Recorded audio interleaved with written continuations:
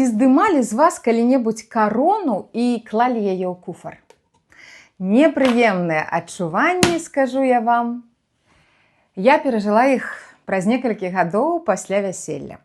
Спачатку я была для мужа каралевай, а потым у нейкі момант стала звычайнай зямной жанчынай.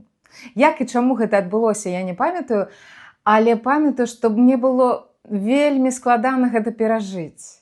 Гэта быў такі момант расчаравання ў ім, у сабе, у шлюбе агулам. І я думаю, што многія пары праз гэта разводзяцца. Я ж пачала шукаць памылку сістэмы. І знайшла яе, як не дзіўна, не ў паводзінах мужа, а ў сваім мысленні. Бог перамяніў мае думкі, і цяпер я ведаю, што карона ёсць. А муж не нясе за яе адказнасць. Справа ў тым, хто я і кім сябе адчуваю. Са сваёй ідэнтычнасцю разбіраемся разам з жанчынамі надзеі. Запрашаю. Жанчыны надзеі.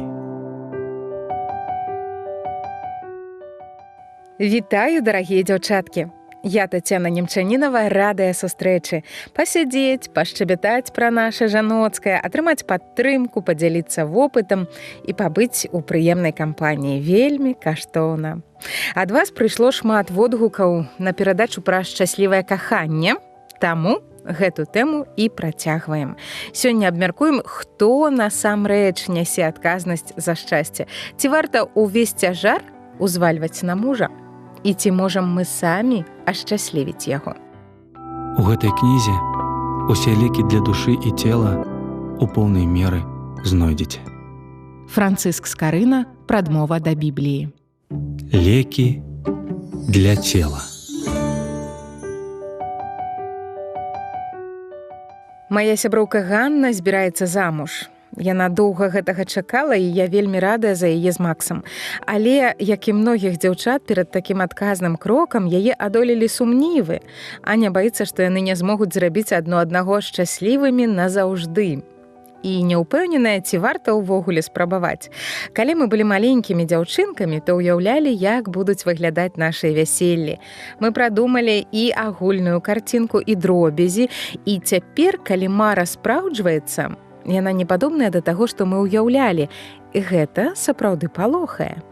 Я запыталася ў Ані, ці не шукае яна ідэальных адносінаў. Бо тады Максім сапраўды расчаруе яе. Ён цудоўны, але не ідэальны, як не ідэальны ніхто іншы. Ці ўскладаеш ты на мужа свае надзеі на шчасце, дарагая дзяўчынка?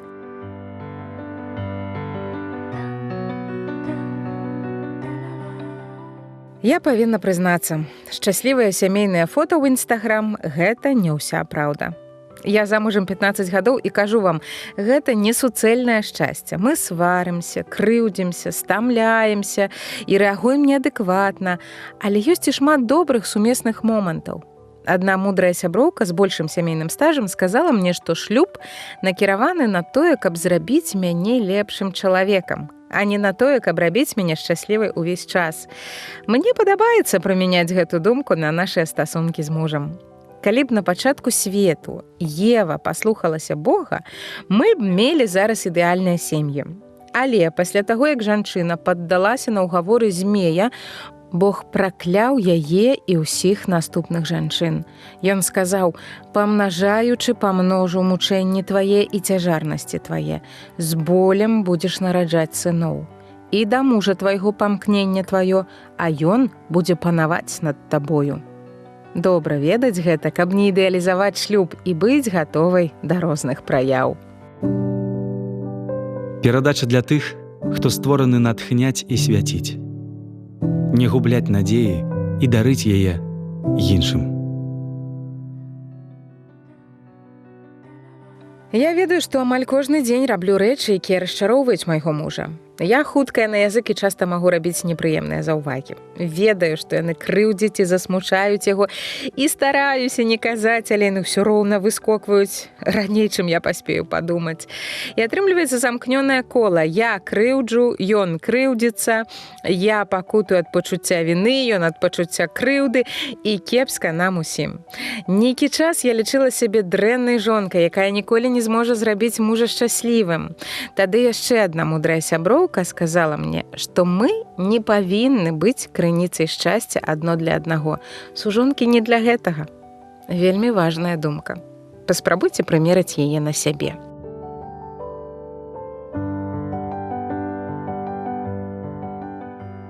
Я выходзіла замуж за таго, хто можа мяне зразумець.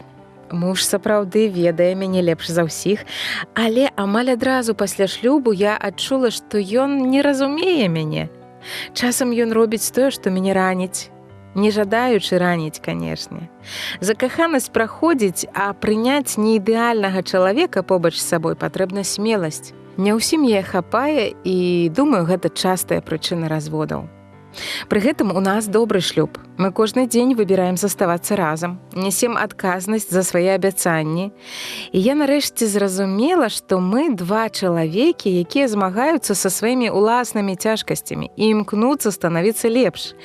Сям'я – гэта цудоўнае месца для трэніровак і выкшталцоўвання сябе. Самае галоўнае, чаму я навучылася, гэта тое, што муж не павінен рабіць мяне шчаслівай, а я яго. Мы стараемся і ўлічваем жаданні іншага чалавека, але мы не можам патрабаваць ад яго быць ідэальным. Гэта немагчыма і не дапамагае, а наадварот разбурае яго. Быць жанчынай – дар Божы. Дарагая дзяўчынка, ці памятаеш ты свае дзіцячыя мары пра тое, як ты выходзіш замуж? Ці спраўдзіліся яны? Магчыма, ты шчаслівая ў шлюбе, але часам пачуваешся пакрыўджанай і незразуметай. Магчыма, ты задумваешся, ці сапраўды выйшла замуж за патрэбнага чалавека. Магчыма, бываюць сітуацыі, калі вы зусім не можаце ладзіць з мужам. А магчыма, у цябе вельмі няшчасны шлюб, і ты спрабуеш зразумець, што пайшло не так. Мілая моя дзяўчынка, у мяне добрыя навіны. Тое, хто ты ёсць, якая ты насамрэч, не залежыць ад тваіх адносінаў з мужам і яго стаўлення да цябе. На тваю ідэнтычнасць не ўплывае тое, як ён цябе ўспрымае, наколькі ён цябе разумее, і нават ці лічыш ты сябе дастаткова добрай жонкай. Твая ідэнтычнасць – гэта тваё імя, які ты чалавек, якога паходжання, з якога роду, чым займаешся. А таксама гэта тое, якую каштоўнасць ты бачыш у сабе. Яна можа залежаць ад таго, як да цябе ставіліся ў дзяцінстве. Ці паказвалі бацькі, што лічаць цябе асаблівай, што ты здольная рабіць рэчы добра, што важнае для іх. Ці адчуваеш ты, што ты каштоўная для сваіх сяброў і сям'і, што ім падабаецца тое, што яны бачаць у табе? Ці стараешся ты добра выконваць сваю працу і быць добрым чалавекам, каб паважаць сябе? Магчыма, ты вырасла з адчуваннем, што ты ні для каго не важная, нікому не патрэбная, што ты не вартая шмат, ты не каштоўная. Магчыма, з табой некалі абышліся дрэнна, і гэта прымусіла цябе адчуваць сябе нікчэмнай. Але гэта не так. Пагаворым пра гэта пасля музычнай паўзы.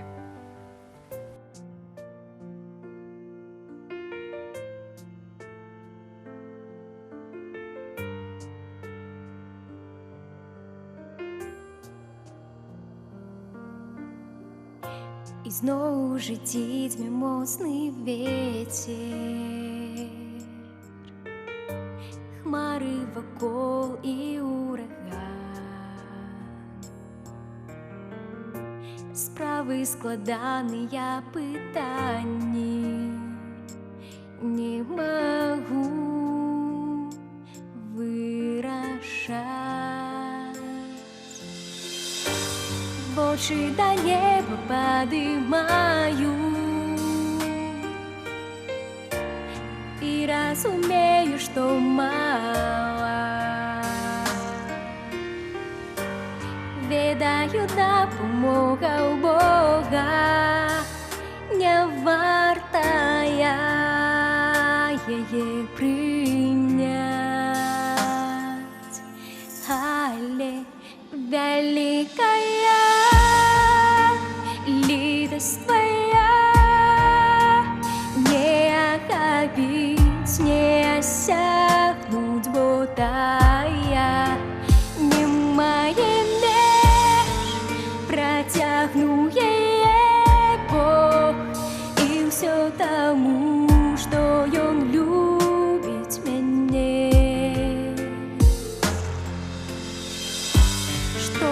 зараз тут со мною. Ко мне твоя, Господь, рука, по твоей литости исную, бо она безмежная. В очи до неба подымаю, ласку свою с небес ты в своей руце меня тримаешь, литостью охинешь. Великая литость твоя, не окопить, не осягнуть будая. Немає меж, протягну я Бог, и все тому, что Он любит меня. Великая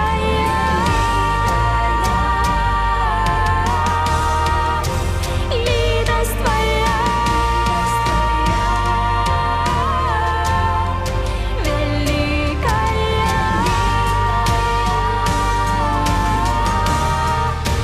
литость твоя.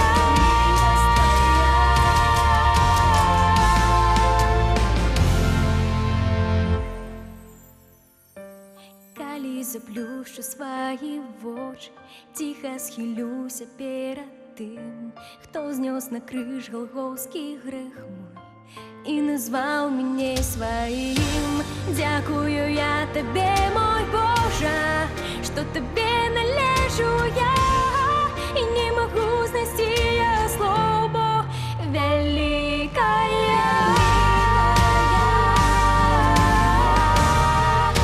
литость твоя, великая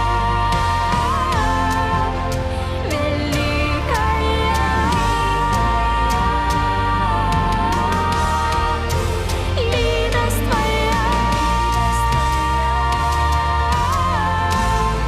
великая литость твоя, не окопить, не осягнуть будая. Немає меж, протягну я Бог, и все тому, что Он любит меня. Великая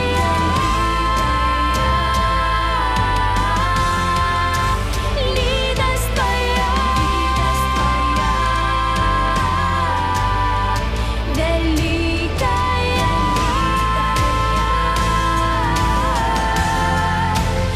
литость твоя.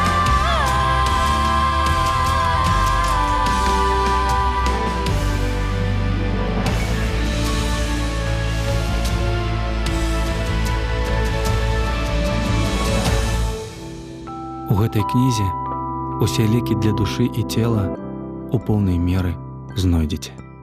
Францыск Скарына, прадмова да Бібліі. Лекі для душы.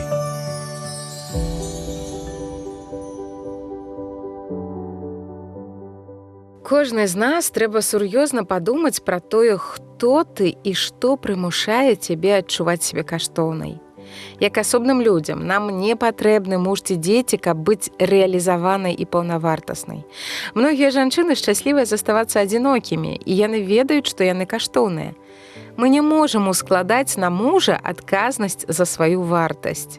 Я веру, што твой муж цудоўны чалавек, і ён робіць шмат добрага для цябе і дзяцей, але ён далёкі ад дасканаласці, і ён не можа задаволіць усе твае патрэбы, як і ты не можаш задаволіць усе яго патрэбы. Важна зразумець, што твая сапраўдная каштоўнасць заключаецца ў тым, што Бог стварыў цябе і любіць цябе. У Бібліі сказана, што мы створаны на вобраз і падабенства Бога, і менавіта гэта робіць нас каштоўнымі. Мяне заўсёды дзівіць і захапляе, што Господ, які стварыў увесь свет, быў побач, калі я фармавалася ва ўлонні маёй маці. Гэта Ён стварыў мяне там. І цябе таксама, дарагая дзяўчынка. У яго была асаблівая мэта, калі ён ствараў цябе. Ён любіў цябе з самага пачатку. Ён заўсёды будзе любіць цябе. І ён будзе з табой. У 139 псальме чытаем з 13 па 18 вершы. Ты стварыў ныркі мае, выткаў мяне ва ўлонні маці маёй.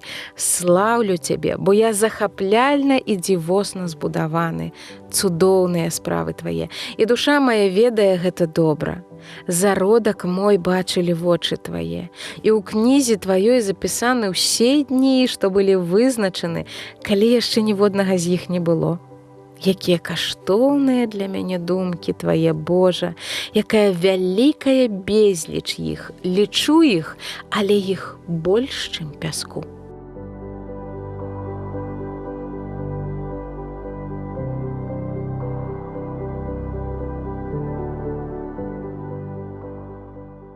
Калі я пачула гэта, то зразумела, што на маёй галаве няма ніводнай валасінкі, якую Бог не ведае і не любіць. Я пачала разумець, наколькі шмат я значу для творцы сусвету. Тады я нарэшце зразумела, што магу зняць адказнасць і адначасова ціск са свайго дарагога мужа за сваё адчуванне каштоўнасці, а ён столькі за яго несправядліва пацярпеў. Ці перастала я крыўдзіцца на мужа? Вядома, не, у нас блізкія стасункі, таму ён усё яшчэ ўплывае на тое, як я сябе адчуваю, ці добры ў мяне дзень, настрой, як і я на яго, але розніца ў тым, што менавіта мае адносіны з Богам прымушаюць мяне адчуваць сябе ў бяспецы і супакоі. Праз гэта я лепш ладжу з сабой, і побытавыя разборкі, непаразуменні больш не руйнуюць мяне. Я ведаю, што я дачка цара. І магу не насіць сваю карону, няхай сабе ляжыць у шуфляцы, але я ведаю, што яна мая, таму што я яго. Быць жанчынай – дар Божы. Адчуванне сваёй ідэнтычнасці не прыйшло да мяне адразу. Я доўга баялася прымерыць гэта на сябе. Нават ведаючы на словах і пераказваючы іншым, да канца не адчувала на сабе. Але Бог штодня умацоўваў мяне ў адчуванні сваёй каштоўнасці. Ён жывы, ён дзейнічае. Мы можам і павінны будаваць з ім стасункі. Праз іх адбываюцца цуды. Калісьці асабістыя адносіны з Богам былі немагчымыя для простага чалавека. Размаўляць з ім мог толькі прарок ці святар у адмыслова адведзеным месцы храма, куды іншым уваходзіць забаранялася. Так сталася пасля таго, як першыя людзі не паслухаліся Бога, і нашы адносіны з ім былі парушаныя. Але ён усё адно любіў нас і хацеў даць нам магчымасць вярнуцца да асаблівых адносінаў, задуманых у райскім садзе. Тады Бог паслаў на зямлю свайго сына, Господа Ісуса Хрыста. Ісус памёр на крыжы, прыняўшы на сябе пакаранне, якое Бог патрабаваў за мой і твой грэх. Ён зрабіў гэта, каб аднавіць нашы разбураныя адносіны з Богам.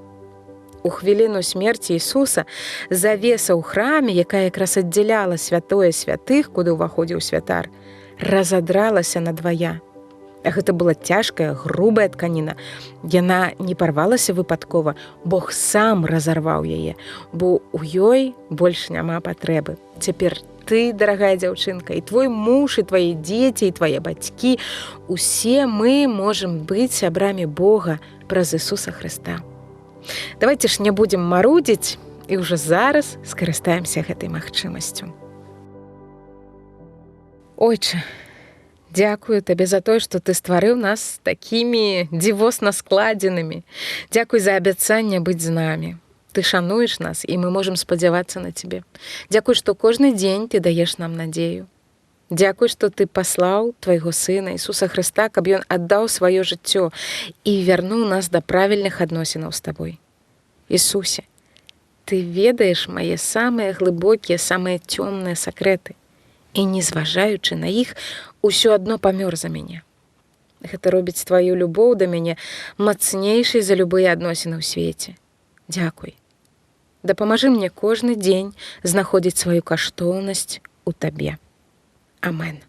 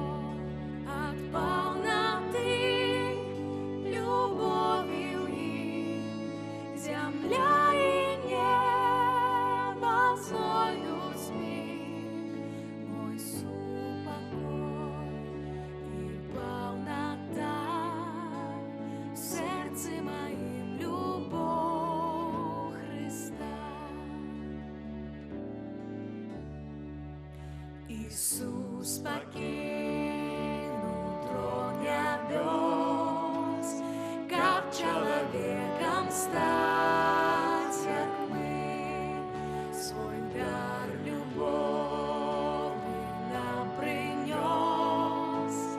Праз яго смерць мы збаўлены. Ісус памёршы на крыжы, навечна зняў праклён граху. Ён волю выканаў айца, праз яго смерці я жыву. 2 дні нябачны для вачэй, моц смерці знішчыў ён святлом. На 3-й дзень, як абяцаў, паводле слова ён воскрос. Ён пераможца навекі усіх грахоў і цёмных сіл. Таму я з ім, Христос во мне, дух мой крывёю насвятил.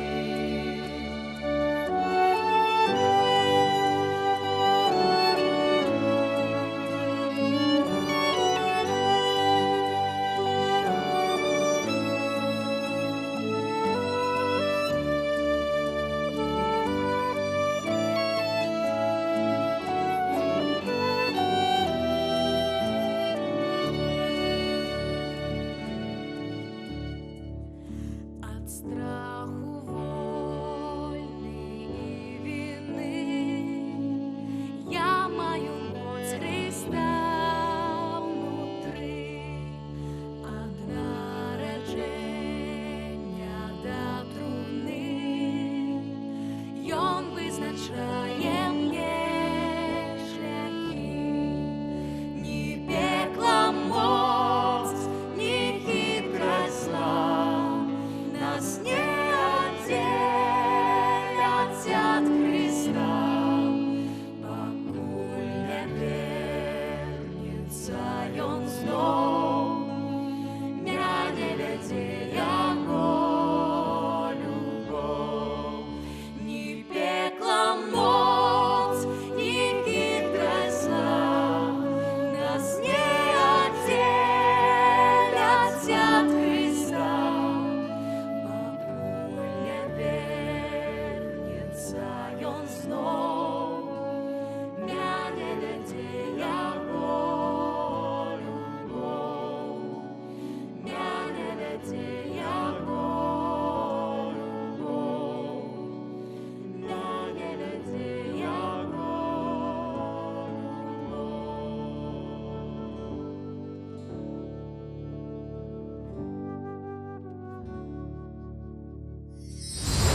Скарбонка.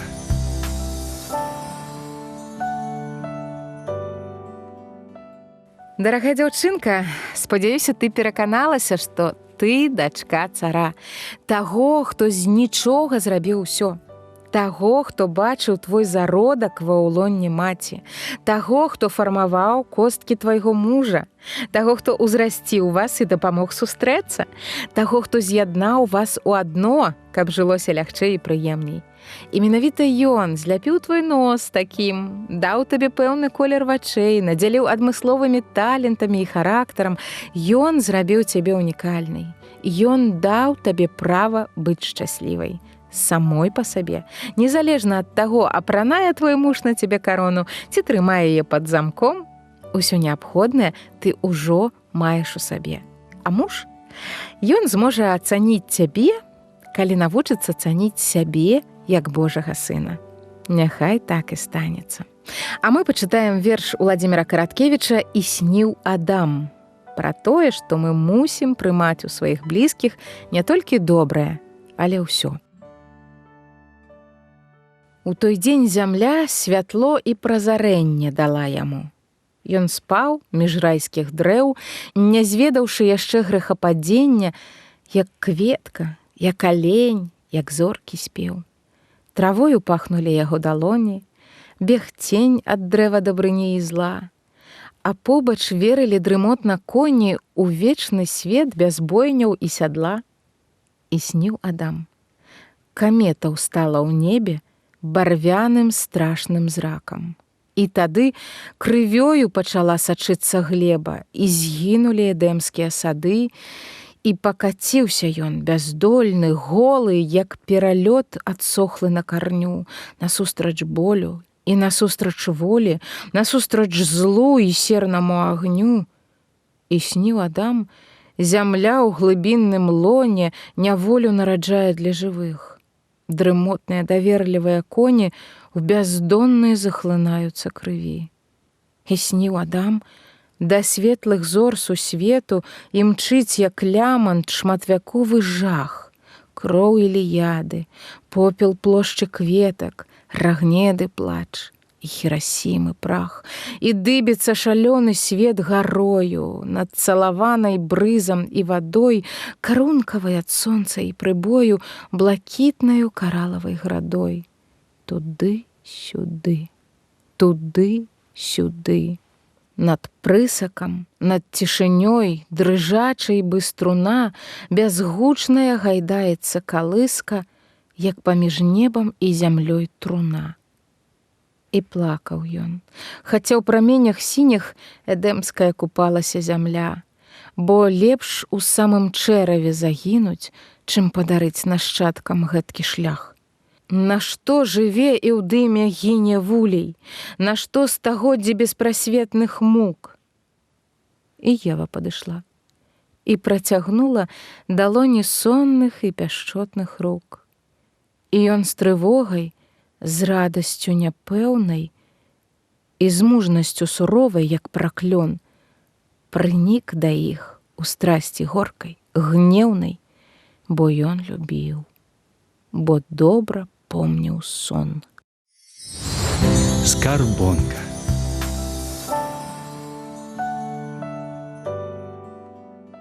Калі ўжо Адам прыняў наканаванае і дараваў жонцы яе хіб непаслушэнства, які мае вельмі сур'ёзныя наступствы і ў нашым сённяшнім жыцці, то мы тым больш гатовыя прыняць сваіх мужоў звычайнымі людзьмі і не патрабаваць ад іх ніякай кароны. Дарагая дзяўчынка, я буду рада, калі ты падзеліся сваёй гісторыяй, як у вас у сям'і прымаюць недахопы іншых. Пішы мне ў тэлеграм-канал «Жанчыны надзеі» ці ў рэдакцыю «Транссусветнае радыё», праграма «Жанчыны надзеі», паштовая скрыня 45, індекс 224 020, горад Брэст 20. Няхай гэта перадача прынясе табе палёгку, прыемную расслабленасць у вашай адносіны з мужам, а імкненне станавіцца лепшай стане не абавязкам, а натуральным жаданнем. Добраславенняў, да хуткай сустрэчы. Ciao.